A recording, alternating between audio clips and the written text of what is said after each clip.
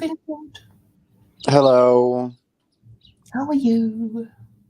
I'm good. I just watched well, I usually the thing is I don't usually watch the things that you send me because I just, I can't stand the people on there, but I did listen to the two streams. Didn't listen to the whole thing. I watched that part of that 8-hour stream with Adam Green and what is his name? Albert Bichet. Yeah, I'm not quite sure of his name, but Albert Bichet. So I listened to that, yes, and obviously it's this. Well, Albert Bichet and Adam Green kind of claim more or less that they're not really pagans; they're more agnostics than anything like that. yes, I And thought that was very interesting. well, the thing is, yeah, they're agnostics, and Like but us.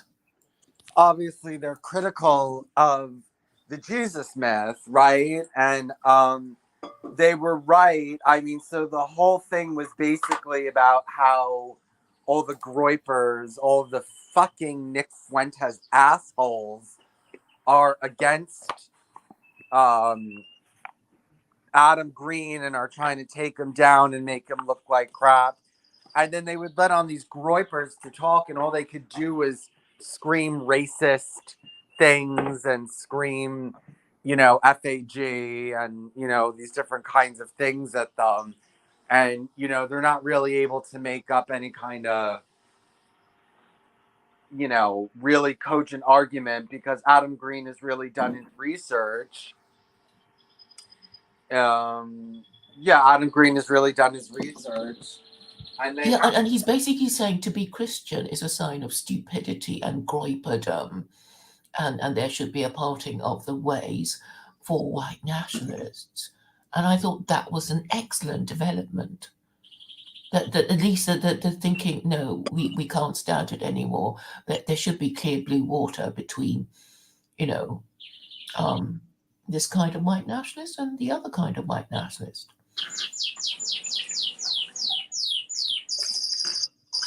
Or Yeah. do you disagree?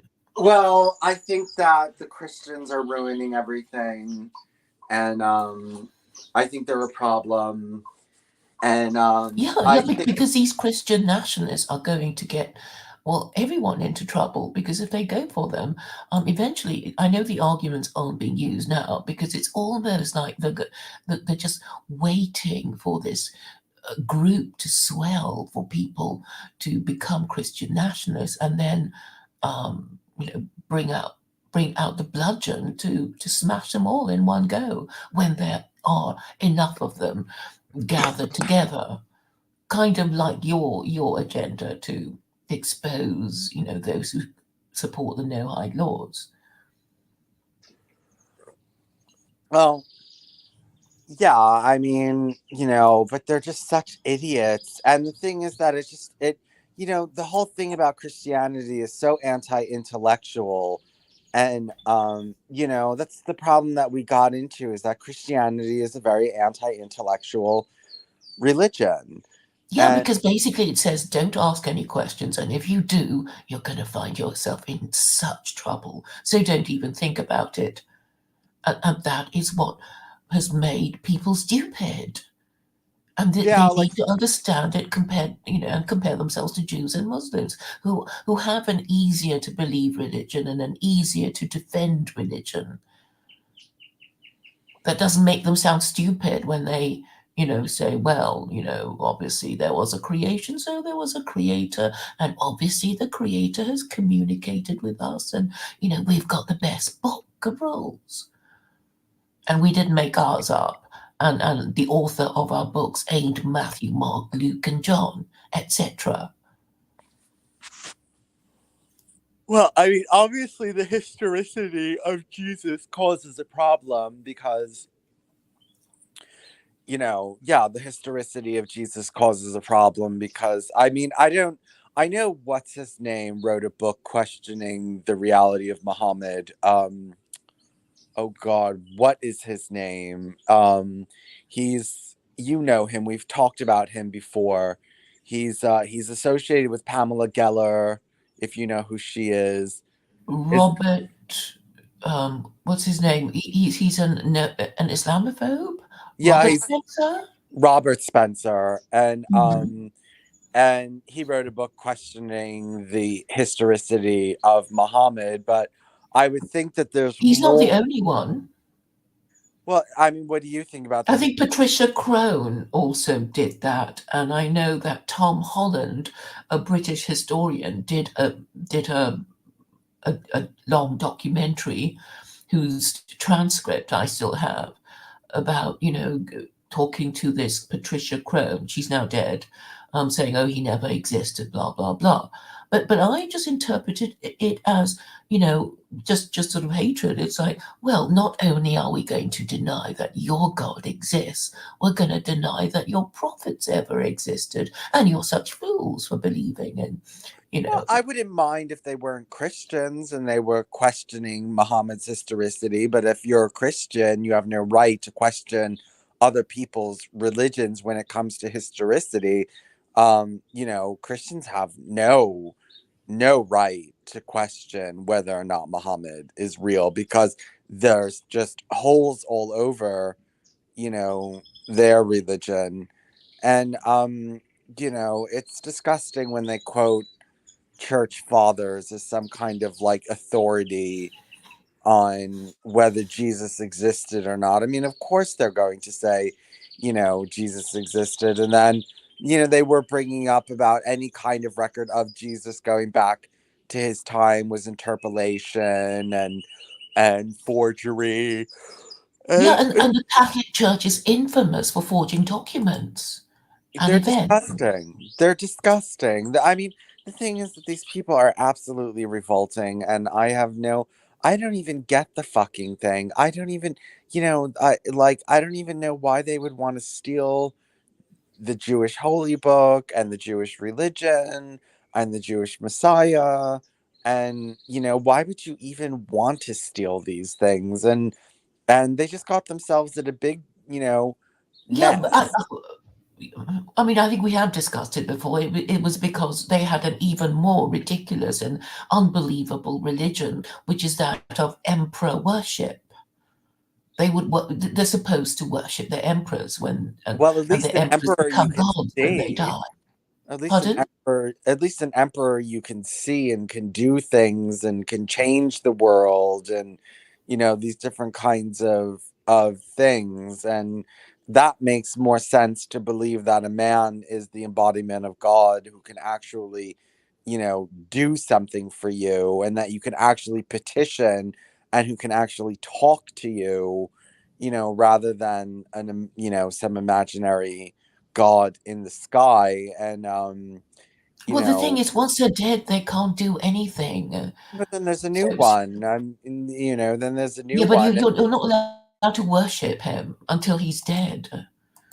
But Well, anyway, there might not be very good emperors. yes, and that's why you don't want to just worship one person as God, or just believe that one person is God. You want to believe that everyone has the divine in them, and that you can appeal to anyone. And it's yeah. I mean, the Europeans are at blame because their religion wasn't perfect, and so people sought something else. And but they didn't need to seek that, and they didn't need to invent that, and they just got themselves into even more trouble, and now they look even more ridiculous. Obviously, emperor worship is less ridiculous than to follow somebody who died on a cross, and that he's coming back. Well, when is he coming back? You know what I mean? Like, where is your God now? And there, obviously he never existed. At least the emperor exists. You know what I mean? At least he's a god that you can touch. And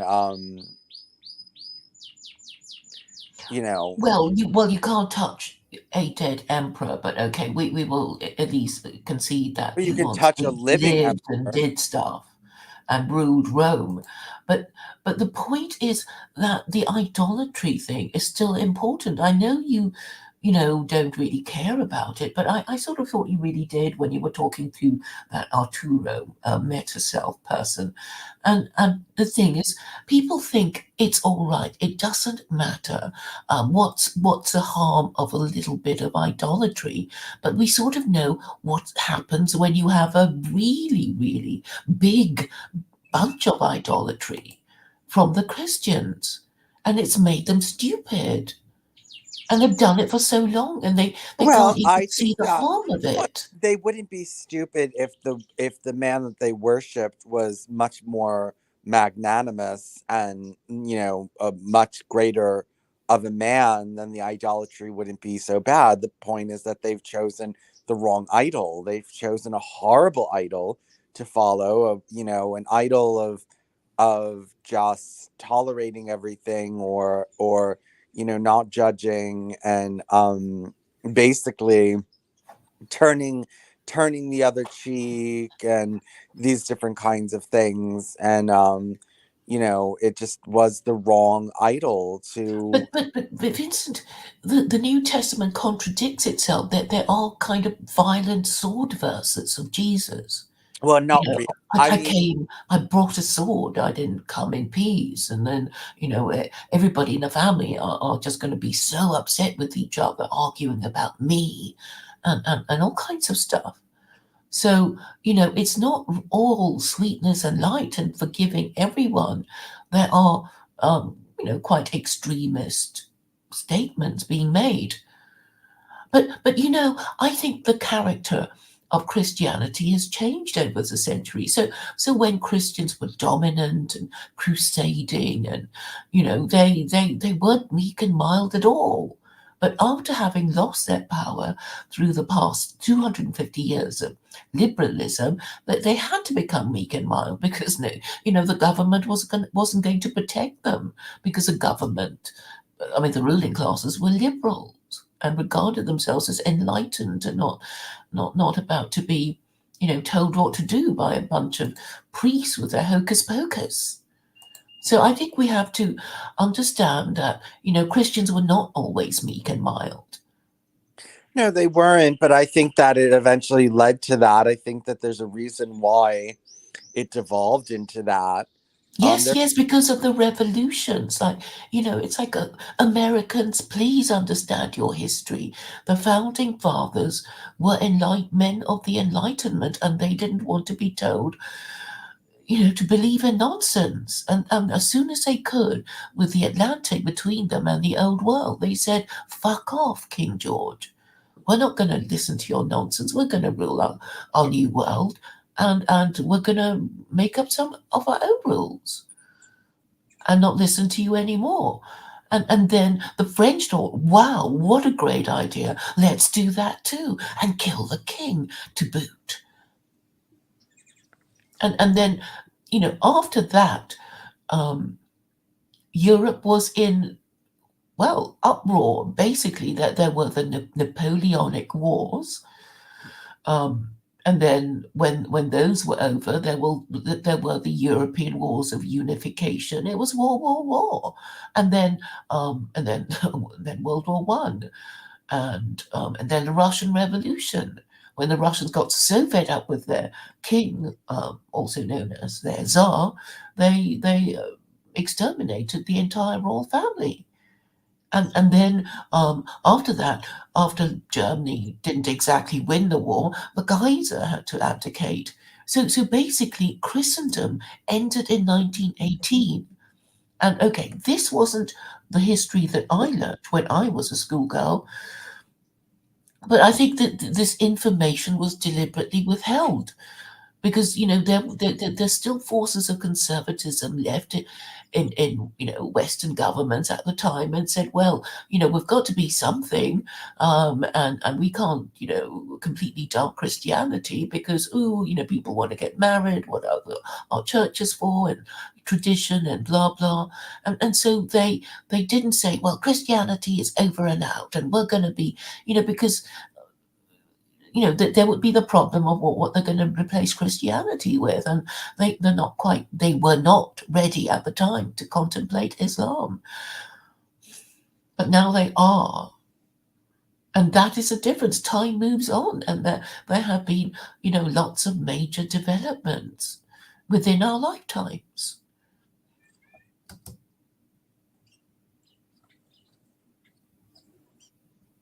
Hmm. And also, I keep saying, look, I mean, just accept that Jefferson did own a copy of the Quran.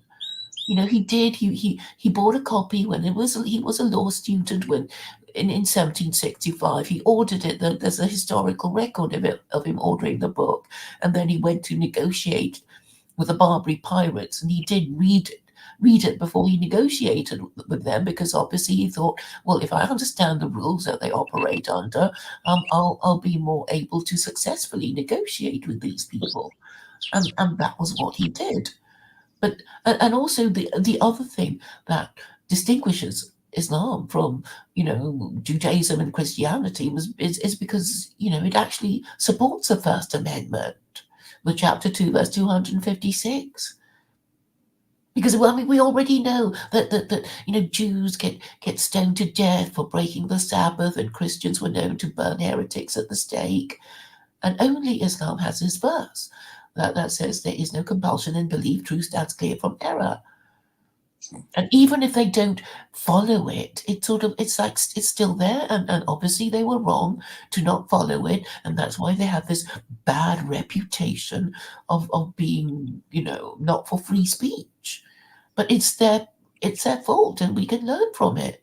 Because look, I find it very difficult to explain ideas to people when there's certain topics that they kind of are terrified of discussing, and or they don't know how to formulate arguments. They can't argue with you, and so they see anything, they perceive anything you say that they don't like as mortally threatening. And it's because they don't know how to argue like, as you do. They can't respond properly. They have to derail the conversation with accusations and abuse. And therefore, people, even if they agree with you, for all sorts of reasons, will pretend not to understand and won't support you. And I think that is the problem.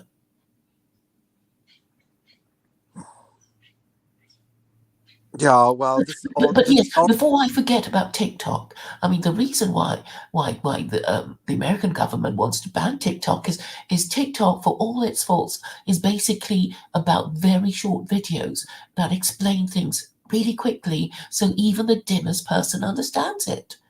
And they've just realized that if TikTok is allowed to continue, a lot of Westerners will understand what Western foreign policy is, and say no to it. That's why they want to ban it. Oh yeah, and it's obviously more pro-Palestinian than pro-Israeli. Yeah, I know now. They were talking about. Well, I watched the other video that you sent, Adam Green and Richard Spencer, and yeah, they were talking about that. I forget what they said about. Oh, they said that now, you know, the Jewish organizations are trying to ban TikTok. Yeah, because even with their paid trolls, they can't cope with so many, people, real people who are actually posting pro-Palestinian, posts. Because you see, the whole thing, I keep trying to explain to people, it's not really the Jews. The Jews were just sort of co-opted in becoming the mascots of the Anglo-Saxon Empire. And of course, They wanted to be also. It's not like, the Anglo-Saxon Empire like rounded up all the Jews and sent them to Israel. These people wanted to go there. Yeah, because of all Hollywood, and and we're right behind you, and we're going to call everyone Nazis if they so much as look at you in a funny way, and and they knew they had the backing of the might of Western imperialists, and also the law protected them, so whether they wanted it consciously or not, it's hard to refuse when the government is saying, look, we're going to treat you really specially, we're going to privilege you, and we're going to give you all these laws that will protect your feelings from being hurt, and and we'll throw in jail anyone who denies the Holocaust. I guess they just weren't able to say no to so many goodies from the American government. Until they realize that they can't even deny their own Holocaust in Israel, and lots of Jews have gotten into trouble with that, rabbis even. I've told you the story of Rabbi Mizrahi and people accusing him of Holocaust denial, haven't I? Yes, yeah, because he says the Jews deserved it, right? Well, no. He made something that's actually indisputable. So he was saying that, us ultra-Orthodox Jews, we don't just call anyone a Jew. So the halakhic definition of a Jew is that you're not Jewish unless your mother is Jewish. But those Reform Jews in Germany, they were counting themselves Jews when only their father was Jewish, and then the Nazis came along and said, you're Jewish if any one of your four grandparents are Jewish. And he said, well, that's not Jewish at all as far as we proper Jews are concerned. So if 6 million were supposed to have died, really we should divide it by 4, making the actual number of Jews who died in the Holocaust slightly over 1 million. And that was what he said. He was just making an arithmetical point by dividing 6 million with 4. And he really was, he got into trouble.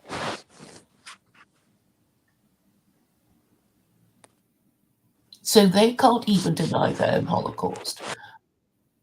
I mean, not that they would, but it's sort of, they can't talk about it either, because not that long ago, Netanyahu was saying something about the Mufti of Jerusalem or something, and he was saying that there was some kind of agreement with the Nazis, and he said, oh, send us your healthy Jews, we don't want your elderly and ill ones, and they can come over and be part of the labor force or something.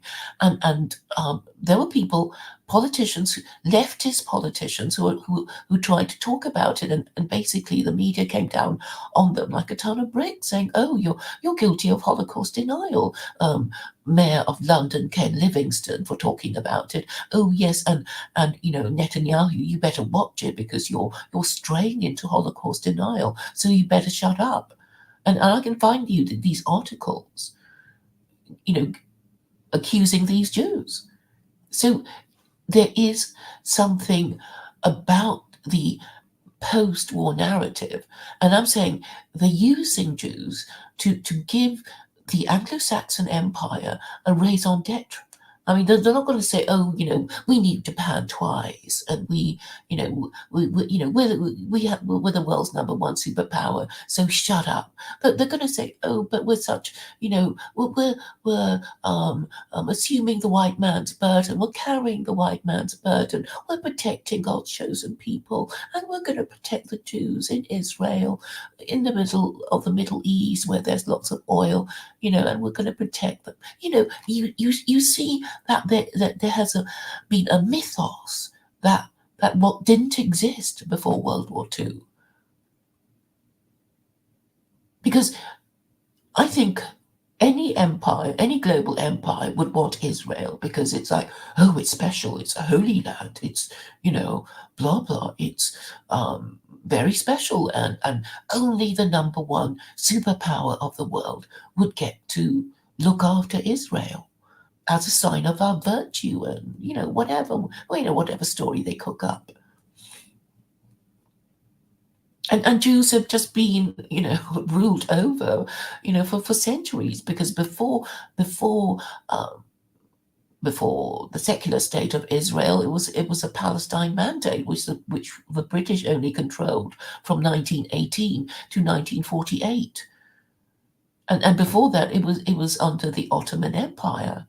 And before that, it was under the Roman Empire, right? So they've never, they haven't been in control of their own affairs for centuries. So they're not that clever, not really. And right now, you could accuse them of being the servants of American imperialism because, well, you know, that's what they're doing. They have peopled Israel. The local Jews say, "Oh, it's these Ashkenazi Jews. They're so racist. They're so white. They look down on us." Blah blah blah.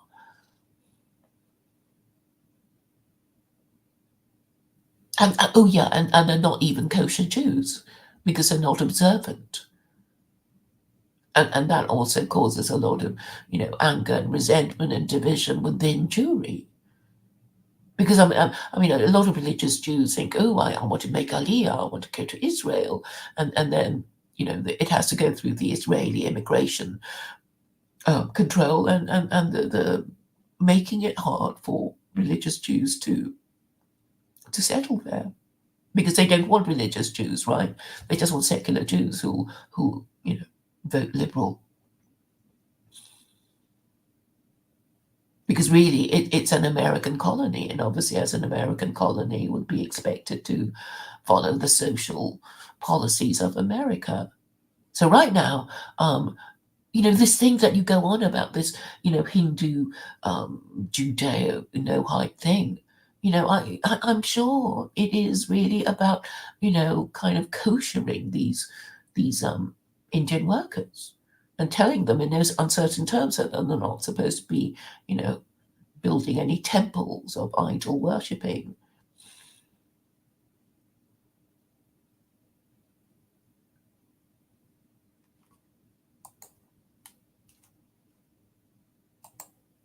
Oh,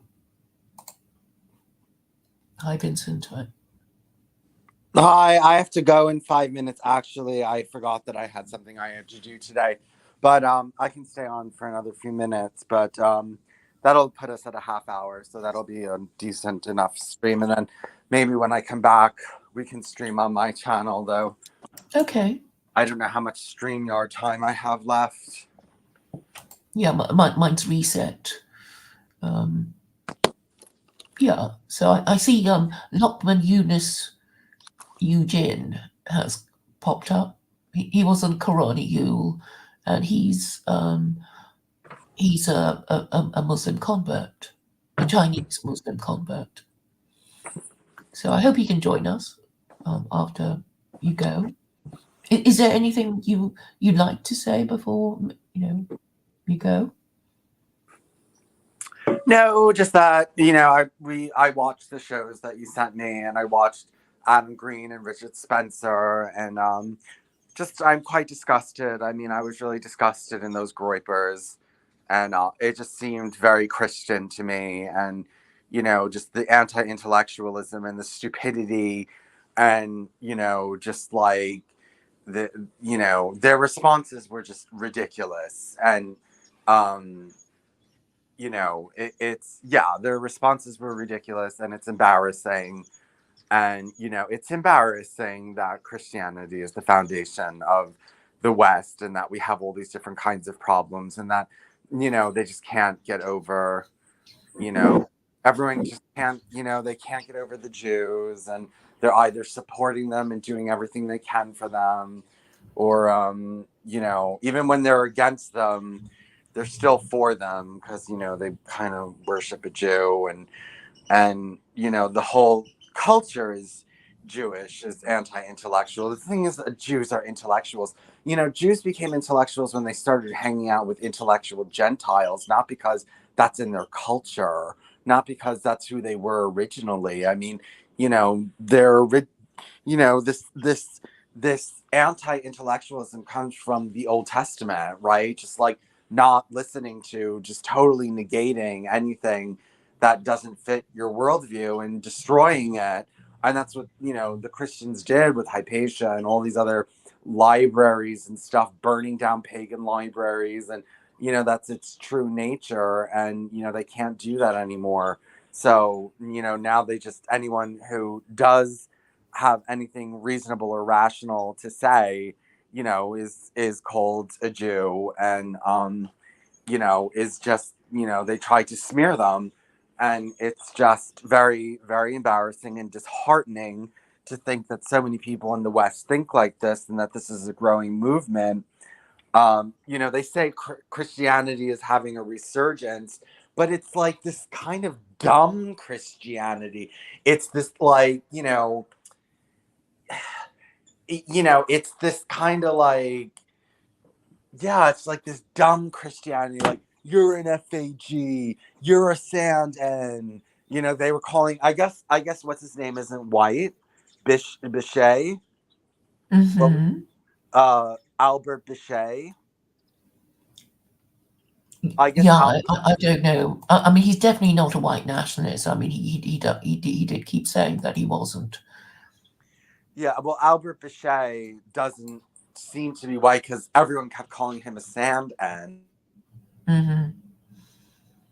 Yeah, Claire? I mean, yes.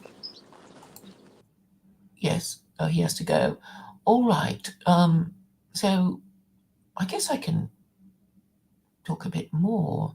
I do have a few things on my mind. Okay. Welcome back again, Vincent. Vincent, you need to Yeah. unmute. Tuesday. Yeah. Okay. Okay. Claire, I have to go now. I hope Uden can come on. Okay, me too. All right. Bye. All right, Talk bye. to you later.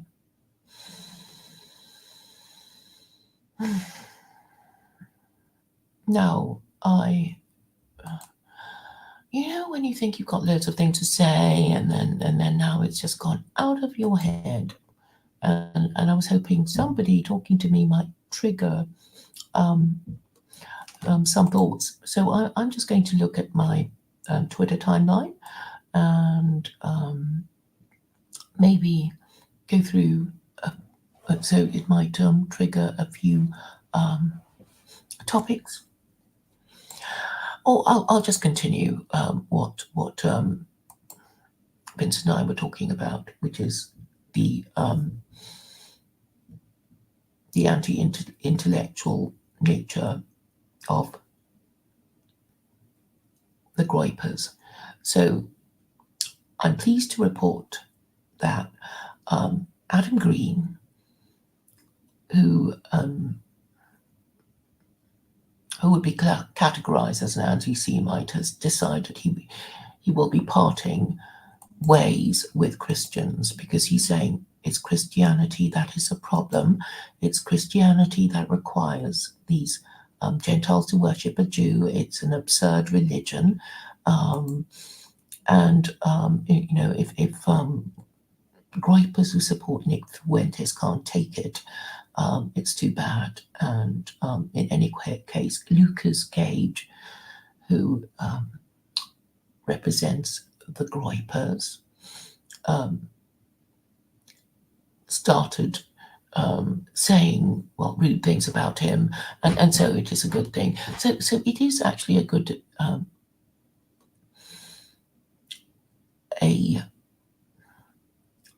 I would consider it to be progress, because at some point you have to stand up for your principles, and it is really through arguing with other people that you know what your principles are. So this is how I think things will develop in an ideal situation. So the Groyper Christians will I guess go on to become Christian nationalists, and then the government will just hit them on the head for being so obvious and so rude and so stupid.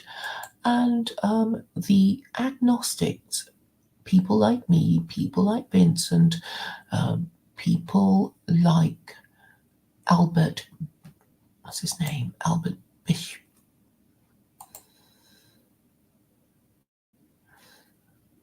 Bichet, I think, and Adam Green will, I think, move towards secular Quranism, because it really is the only thing around.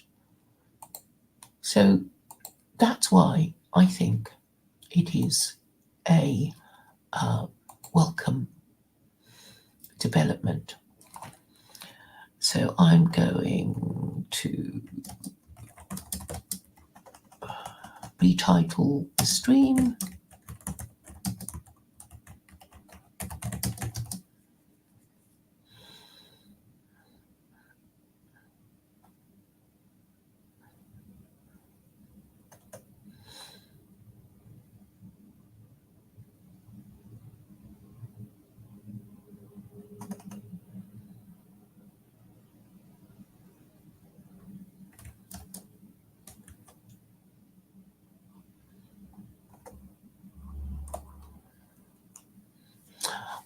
What do I call? I don't want to say white nationalism.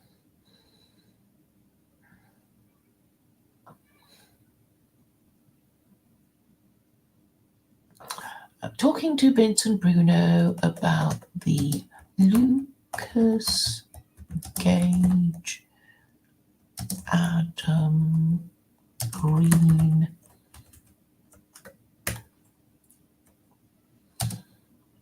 fallout.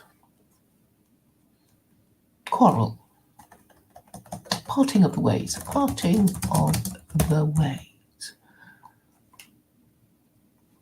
There we are. Okay, thank you for listening.